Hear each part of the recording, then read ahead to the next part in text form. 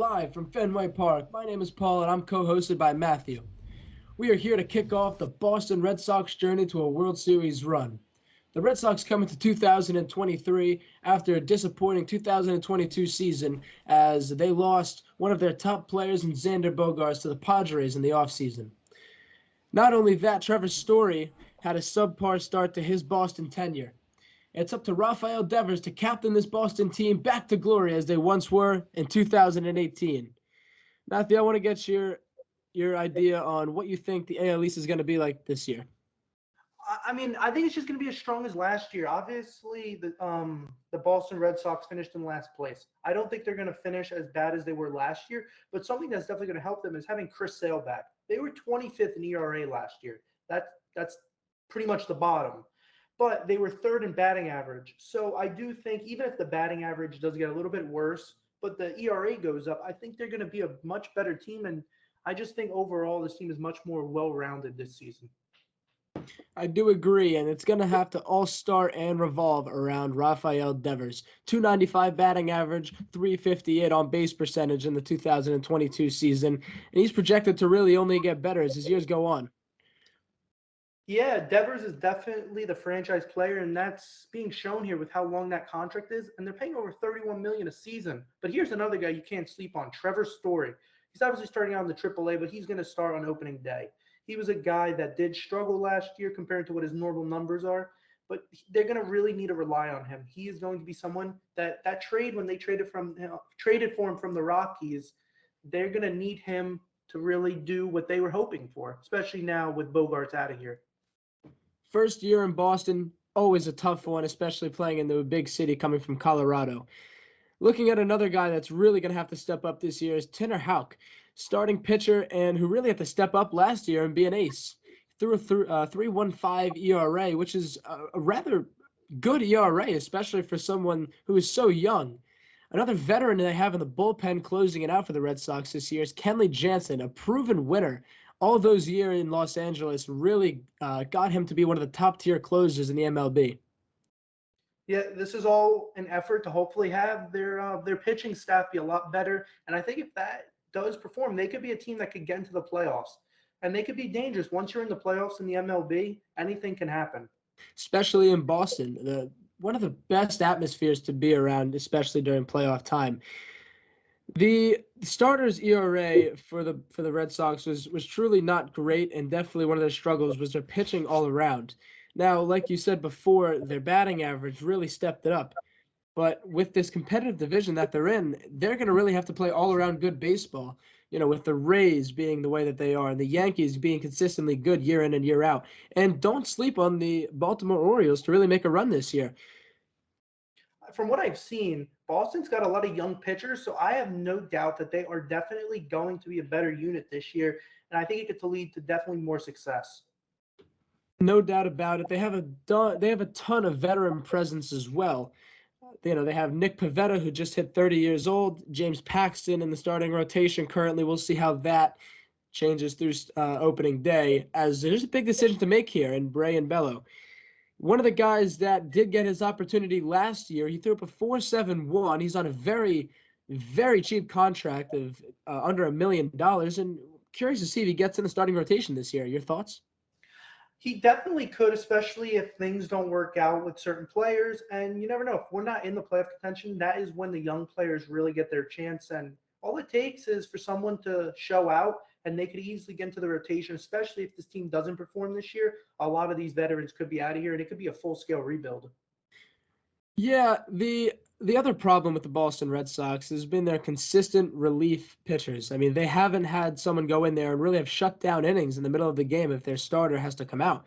They had Joely Rodriguez, as we just previewed, but he is never reliable. And Kenley Jansen always good at the end of the bullpen. But besides them, they really don't have consistent guys outside of also John Schreiber. But besides them, they really don't have a key core in that bullpen to trust.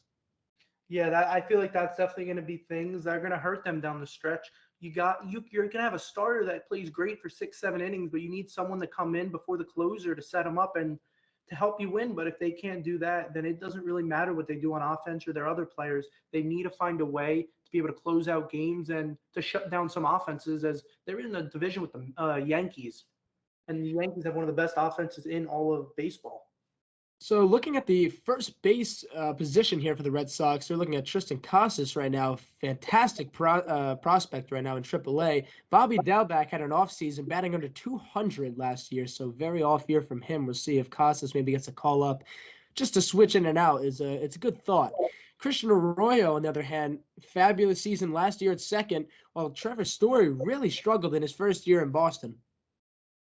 Yeah, Trevor Story, like I said earlier, he's going to need to be someone that changes how he played, and he needs to be an elite player. He needs to be up there with Devers. They need to be able to potentially carry this offense, as they're the two are the highest paid players on the team, and they need to perform like it. Definitely, definitely.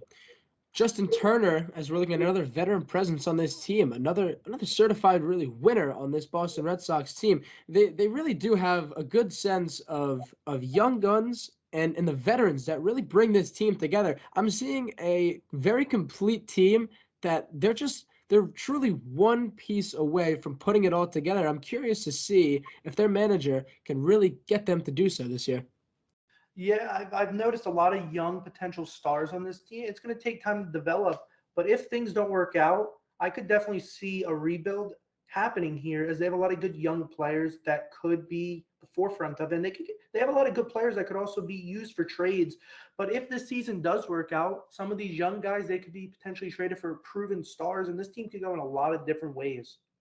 One of the interesting things we're going to see early on in the year is the battle between Yoshida and Verdugo. Yoshida previewed his power in the World Baseball Classic.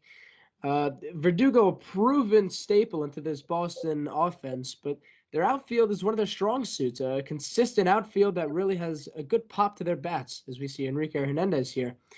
He put up a 222 season last year, not one of his best seasons for sure, as he's still trying to get a bounce back as he's 31 and really trying to revive his career here in Boston.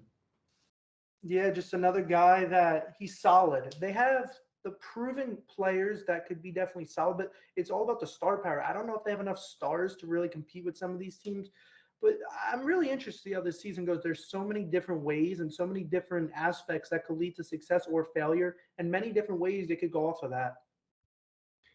Yep, the big piece that I see here, it's a consistent theme as we look through this roster, is the depth of their farm system. It's very, very deep team in terms of how good their prospects really are and how quickly they can be brought up.